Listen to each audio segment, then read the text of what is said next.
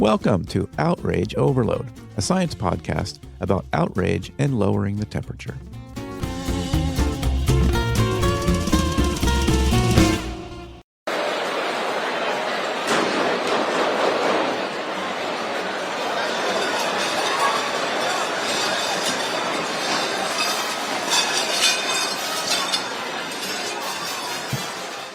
Chaotic scenes at this year's White House Correspondents' Dinner as U.S. President Donald Trump was rushed off stage after shots were fired in the hotel where the event was taking place. When the news broke of the recent shooting at the White House Correspondents' Dinner, a strange thing happened. Millions of people didn't react with grief or even political anger. They reacted with suspicion. A National News Guard poll found that 24% of Americans believed the event was fake, while only 45% considered it legitimate, and 32% remain unsure. By midday on Sunday, there was over 300,000 posts on X alone using the term staged. Now, many accounts shared that they thought Trump had fabricated this attack to divert from his poor approval ratings or distract from the war in Iran. Others theorized that Trump was trying to ramp up support for his controversial plans to build a new White House ballroom. And indeed, Trump himself referenced that ballroom in the press conference following the incident, where he talked about why it's more important than ever and how significant the construction of this ballroom is. When public suspicion reaches the point where citizens view major crises as state-sponsored fabrications, it marks a critical breakdown in governance. History shows that a state can't effectively govern by law alone. It requires a baseline of moral legitimacy. When that evaporates, the system faces an entirely different kind of structural instability. To understand why this happens, we have to look past the internet memes and look at the underlying mechanics of trust. Dr. Sheila Jasanoff, a professor of science and technology studies, explains this as a breakdown in how humanity builds a shared world. I would say, what is it that accounts for the fact that nobody is able to put forward an authoritative view, and therefore things that flatly contradict each other, interpretations that contradict each other, floating around the airwaves, and nobody's able to say this is definitive. But there's a good deal of social science about that, and I think that the place to begin is that you need a kind of agreement about things that are in the domain of values before you can arrive at a factual disposition that everybody will agree with. The simplest piece of this is you delegate to particular institutions the right to have the final say, and then you abide by whatever that group says. You don't get into a conspiracy theory till you start challenging the right of that body to be dispositive. In other words, facts don't come first. Trust does. We only agree on what happened after we've already agreed on who gets to decide. Once you stop trusting the institution, you stop accepting its conclusions, and the conspiracy theories rush in to fill the void. Here's an important reality. The state is not made of bricks or armies. It is made of trust, and right now, that trust is dissolving. Once you stop believing the state's facts, you stop obeying the state's laws. It doesn't take a massive leap to go from questioning the narrative to completely rejecting the system. This isn't just an abstract debate about media or politics. It has real, tangible consequences for how people choose to live. 20 years ago, Dan Behrman started questioning the core legitimacy of the system. His response wasn't just to post online. It was far more radical. Taxation is a violation of consent. So, you go, you find a job, you make an arrangement with the employer, he's going to pay you some amount, and then the government just comes by and says, hang on a second, you got to give us a piece of it, right? Or whether it's sales tax or, some people see other taxes as slightly more voluntary. You can avoid importing stuff into the country. If you want to avoid import taxes, you can stop buying gasoline if you don't want to pay gas tax. But ultimately, the government is not the one providing the gas or importing the stuff for you, right? You're still paying to do all that stuff yourself. You're creating these contracts with other people, and the government's just stepping in and saying, hey, you got to give us a piece of it. And they justify it in all kinds of different ways. But ultimately, it's, if somebody doesn't want to participate with the government's going to stick a gun back in your face and say, what other choice do you have? And so that's my primary objection with taxation. Bierman isn't just writing libertarian essays, he took the philosophy out into the physical highway. I haven't had a driver's license in 20 years. I don't register my cars. I still don't have a license. I drive without it. And that even more specifically is easier to get wrapped up into trouble. So I tell people very specifically not to do that. But I do try to use this as proof and as a hook to get people interested, but to show them that, things actually function even if you exclude government from the equation. For 20 years, Bierman refused to sign the contract, but his journey raises the central challenge of our story. Is the social contract actually a myth of coercion, or is it the only thing keeping us safe?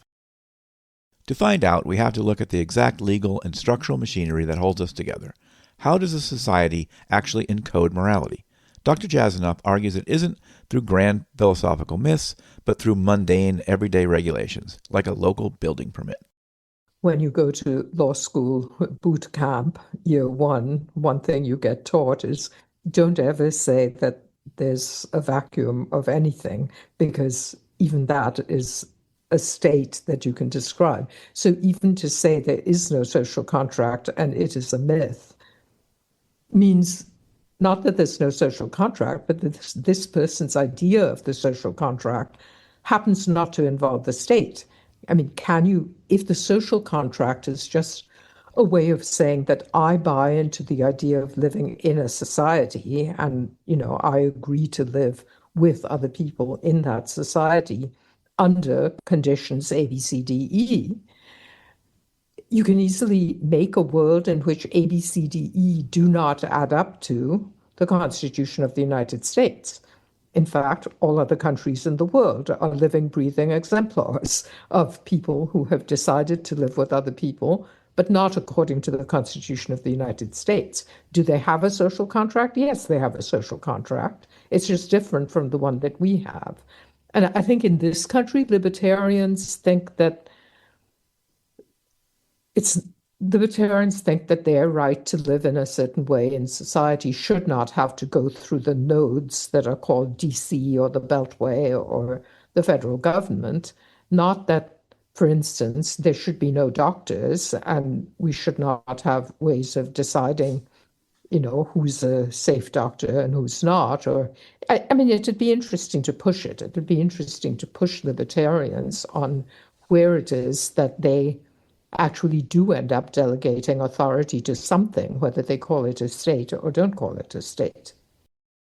I think that, of course, you can and do legislate morality, and there's, probably, at least a dozen different laws that I'm subject to right here now in my living room as I sit and talk to you. For instance, I'm having a basement renovation done, and I can't do that without the city of Cambridge issuing a permit. And I have a permit sitting in my front window and I can see it. And, that's a morality. I mean, that has to do with, I own this property. I don't even have a mortgage on it, so I can dispose of it however I please.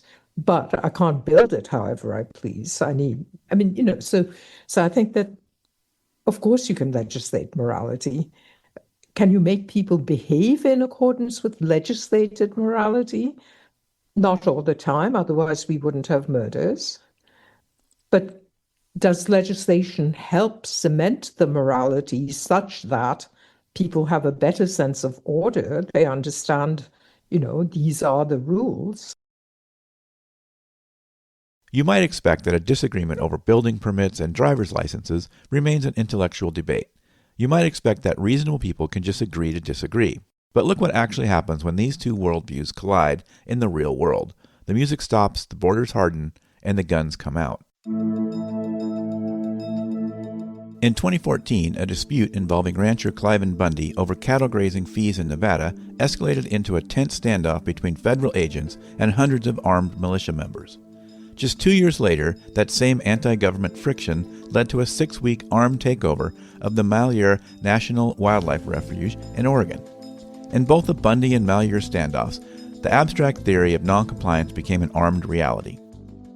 This isn't federal land. It belongs to the people, not the federal government. It's public land. Protesters who rallied around ranchers have taken over a federal building right outside of Burns, Oregon.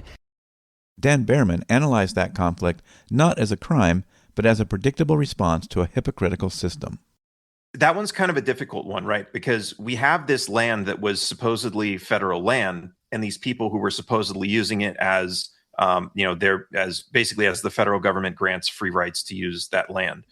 And at some point, the government said, "We don't want you on this land," even though it was public land the whole time, right? Had they owned the land, it might have been a little bit different. But what's interesting about this whole thing is, when a lot of times we say like, "Oh, this is the government's land," but it's like, where's, if I say this is my house, I bought it, here's my receipt, right? Here's my deed, here's my title.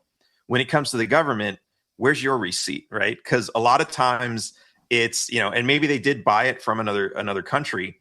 They're talking about this right now with how, most of the United States was purchased from, France or Spain. But it's like those countries are in Europe. How did France or Spain have this land? And it all comes back to, conquering foreign land. There were people on this land before any of those countries got here. And then their kings basically sent people over and said, "This is ours now." And then they started breaking it up and selling it and trading it and everything else. If the federal government walks into a country and says, "This is our territory because we have more guns," as they have done in the past, whenever they, take over something like Puerto Rico or the Philippines or Hawaii or any of these places that, they just basically go in and say, "This is ours now." So if the Bundys have enough guns and they want to do that, then, what's the federal government complaining about? Not to say that that's right at that point, but it is, for them to say, "No, you can't do that," is kind of shows a little bit of hypocrisy also. So that kind of makes me side with the Bundys, which is, as I see it, siding with the people over this government where, if we want to call it a republic again, which Americans were the ones who said to the federal government, "Hey, you got to move in there and kick the Bundys out," right? It's like the government was not acting as a republic when they did that. They were acting as an autonomous, I don't know if I wouldn't call it a dictatorship, but an autonomous, authoritarian vessel run by, the president or whoever's commanding that order. The conspiracy theories about the White House shooting and the armed standoffs in Nevada are a manifestation of the same disease. They happen because our shared values are in crisis. In general, it's been established over a long time, not just through my work, but including my work, that we are more of an adversarial society, that we like the give and take, that the courtroom is our model for how we resolve things. I mean, in head-to-head confrontations, somebody as savvy as Tocqueville saw this in the 1820s and wrote about it and said, "Americans do politics through law." So, but that just means that the legal way of settling disputes is one of the ones that we have embraced, that to every issue we say there's a side A and a side B, and they will duke it out, and ultimately we will trust a jury or a judge or whoever to set, or a commission. I mean, we have different solutions to settle these things. But we're living in a world now when we're basically saying there's no jury and there's no judge and there's no inspector general and there's no, nobody at the end of the day who is dispassionate enough for us to trust them to get the last word. And, and one can dig more deeply into why that's happened. But you could say it's a pathology of American civic epistemology, which relied on adversarial, at loggerheads confrontations, but believed at the end of the day that there was somebody who could adjudicate. A pathology of that is losing the adjudicating position. And so I think you can say that what has happened to America over the years is that people have lost faith in that position, whether of expertise or of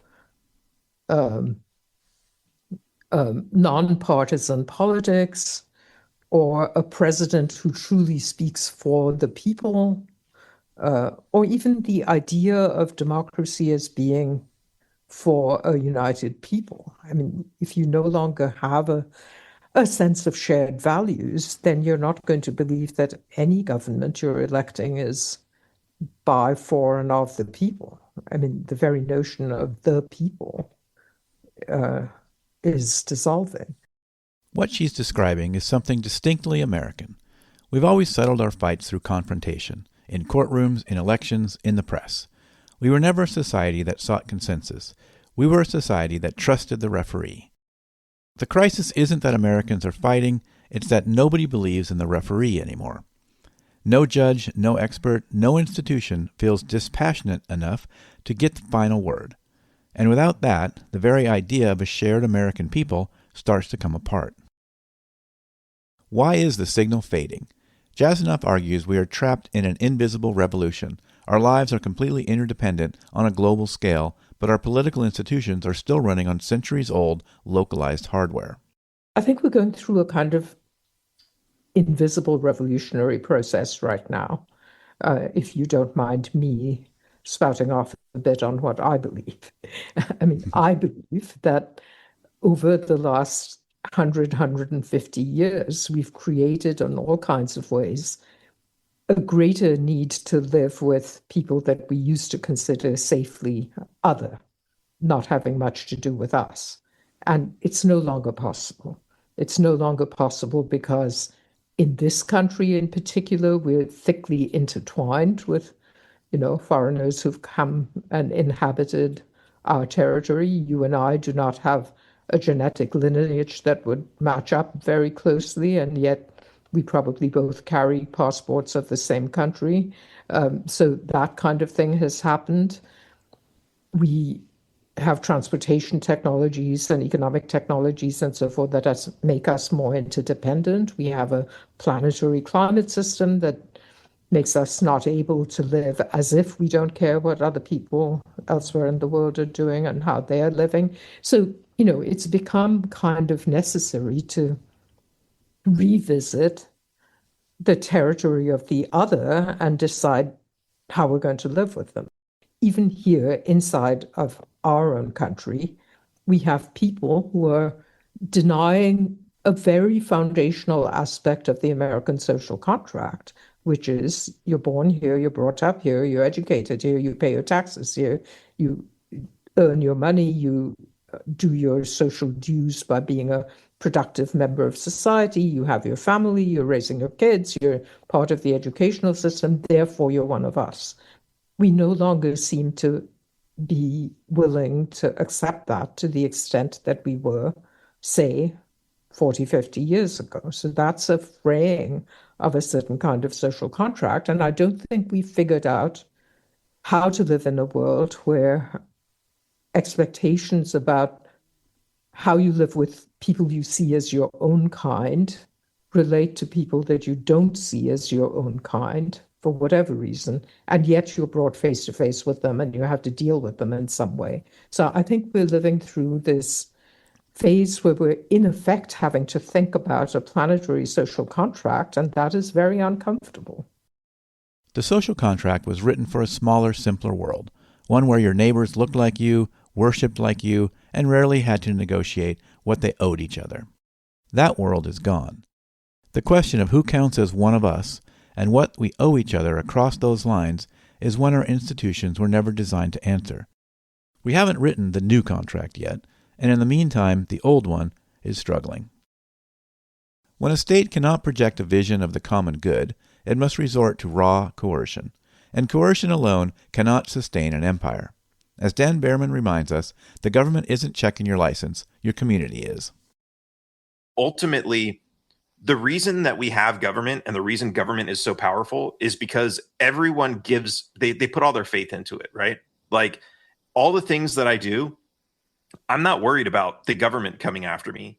I'm worried about the government coming after me and all of my neighbors happily giving over their money to fund that government to come after me, and all of my neighbors showing up in the jury pool to say, send this person to prison, and all of my neighbors, observing me and snitching on me and telling the government everything that I'm doing. Like, that's really where the government's real power comes from. Because if we all just said, hey, we don't like this government, we don't want to deal with it anymore, they would cease to exist. So the problem that I see is everyone's empowering the government. And like, I do this as a demonstration, but ultimately I want people to understand what our rights are and where the government's limitations should end. Because if we can at least look at the government and if we can all agree, hey, what they're doing over here is wrong, then, you know, it would be a lot easier for us to stop them if we all agreed. The erosion of trust didn't begin with any single administration. The Bundy standoff happened in 2014. The fractures Jasanoff describes were decades in the making. This wasn't a problem that arrived with one election. But there is a difference between a structure slowly weakening and someone taking a sledgehammer to the foundation. When a government doesn't just benefit from public distrust but actively cultivates it, when the official response to a shooting at the White House Correspondents' Dinner includes a press conference pivoting to a ballroom construction project, something has shifted. What we are watching is not a pattern of mistakes. The falsehoods repeat across speeches, interviews, and official messaging, restated even after being contradicted by evidence, inflating what didn't happen, denying what did. At a certain point, the lie stops being a lie and becomes a governing style. The goal isn't to persuade, it's to build an alternative reality durable enough that the original one stops mattering. Jasanoff warned us that the pathology sets in when we lose the adjudicating position, the dispassionate authority that gets the last word. What happens when the institution that is supposed to occupy that position becomes the loudest voice insisting there is no truth to be had? The state was already losing its grip on shared reality. Now it is an active participant in its destruction. Many thanks to Dr. Sheila Jasanoff, Forsheimer Professor of Science and Technology Studies at the Harvard Kennedy School, whose research on how societies build shared knowledge has never felt more urgent. And to Dan Behrman, international speaker and author of Taxation is Theft.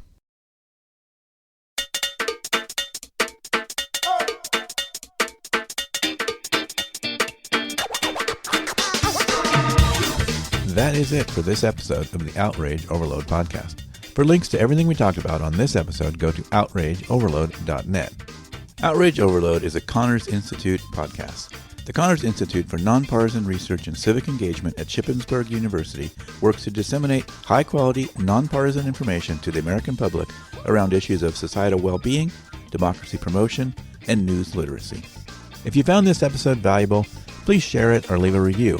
It really helps. Thanks for listening, and I'll catch you next time.